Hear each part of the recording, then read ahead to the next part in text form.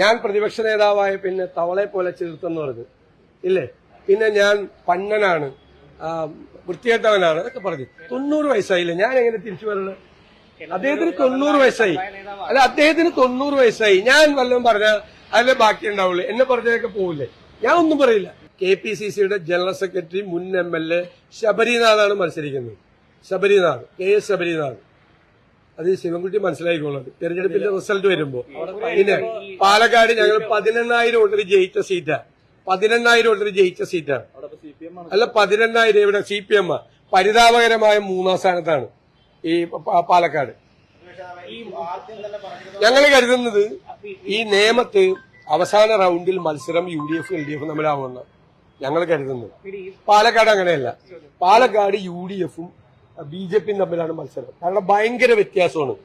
CPMന് വലിയ വ്യത്യാസം. പരിതാപകരമായ 3ാം സ്ഥാനത്താണ്.